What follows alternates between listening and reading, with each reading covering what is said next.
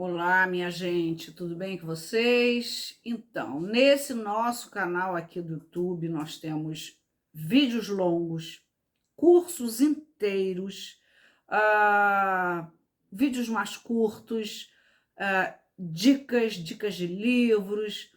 E ultimamente eu tenho feito vídeos atendendo algumas demandas, algumas dúvidas, algumas questões que saem, e o de hoje é sobre trabalho análogo a escravo. Por quê?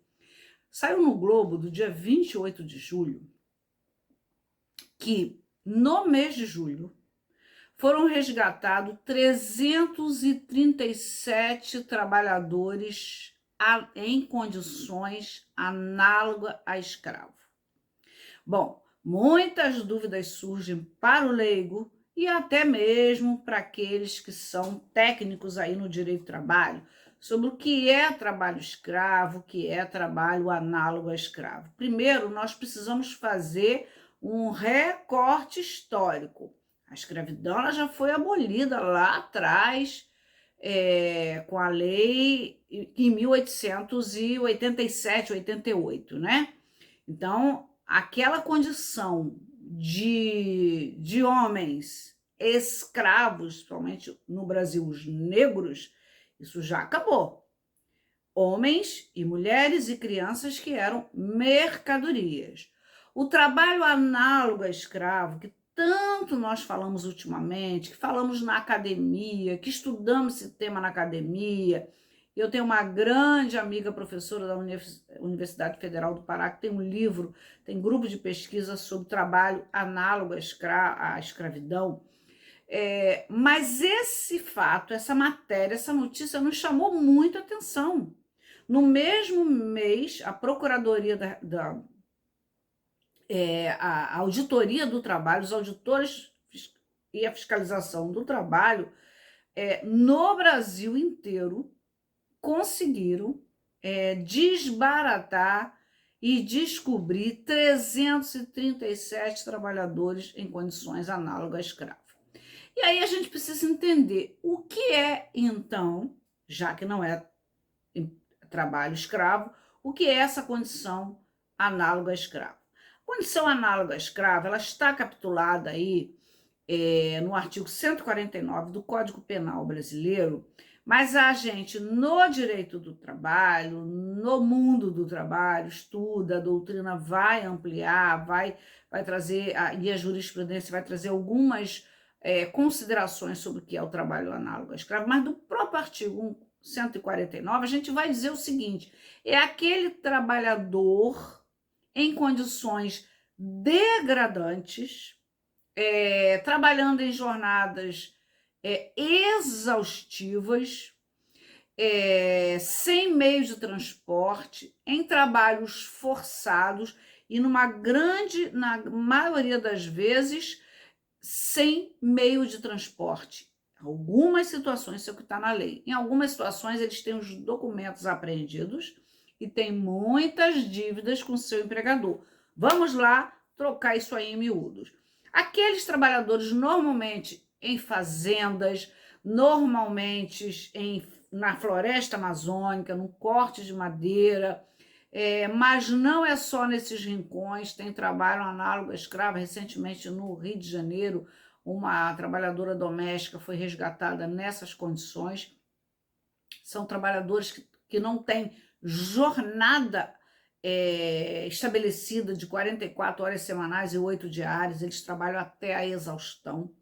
São trabalhadores que ficam nessas fazendas, nesses locais longes aí, em condições de moradia muito precárias. Vocês podem acessar aí, vocês vão ver fotos, imagens e vídeos de locais sem absoluta higiene, muitas vezes sem água potável, moradia coletiva, às vezes em palhoças, sem cama direito, sem roupa de cama, né? Eu brinco que não é na fazenda do José Leôncio de Pantanal que todos têm, todos os peões têm lá uma estrutura e são tratados dignamente. E em algumas outras situações, esses trabalhadores também, eles têm muita dívida, porque eles dívida para serem levados dos seus estados, das suas cidades, das suas residências para esse local longínquo. Então, o empregador já estabelece com eles uma dívida do transporte, da locomoção, dívida, às vezes estabelece a dívida com a alimentação, às vezes com os itens de higiene que eles recebem, às vezes com alguma roupa e até com os instrumentos de trabalhos e equipamentos que não têm equipamento de segurança. Esses trabalhos forçados normalmente são trabalhos que eles forçados porque eles se são obrigados a trabalhar sem condições de decidir, de escolher e a opção de sair desse trabalho, porque via de regra eles não têm documentos, não têm carteira assinada, não existem para o governo, não existe para a Previdência Social. E algum documento que porventura eles têm, às vezes nem carteira de trabalho tem, esse documento é apreendido, eles não conseguem voltar para os seus estados, para as suas cidades, não tem nem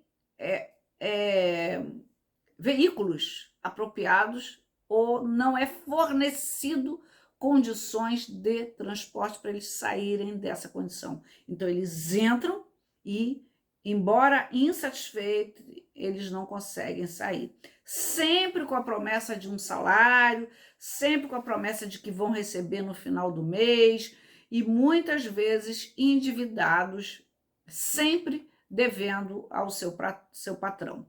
Claro que isso daí é crime, né? Está lá capitulado e tem uma pena de reclusão de 2 a 8 anos e multas. Bom, e no campo do direito do trabalho, o que é feito? Primeiro, quando os auditores fiscais do trabalho resgatam, conseguem descobrir esses trabalhadores, eles são resgatados e o empregador paga multas, é obrigado a assinar carteira, recolher a previdência, eles são imediatamente tirados daquelas condições, são devidos para ele os salários, horas trabalhadas e ainda eles podem entrar com uma ação de reparação de dano moral, até por acidente de trabalho. Então, é muito assustador que no Brasil, com a Constituição Federal que nós temos, com o princípio da dignidade da pessoa humana, no artigo 1º, inciso 3, o valor social do trabalho, e diversos lá, o direito à vida, o direito a trabalho decente, o caput do artigo 7º, que fala que são direitos dos trabalhadores urbanos e rurais, dentre outros, aqueles que visem a melhoria da sua condição social, nós ainda nos depararmos em pleno ano de 2022 com trabalhadores nessas condições degradantes. Mas é isso, gente. Fica aí esse registro, fica aí a identificação e a nossa surpresa ainda com essa situação de trabalhadores análogo a escravo no Brasil no ano de 2022. Quem souber, denuncie. Isso está em carvoaria, isso está em fazendas, isso está em corte de madeira, isso está na pesca ilegal, isso está no garimpo, mas também está nos grandes centros urbanos. É isso.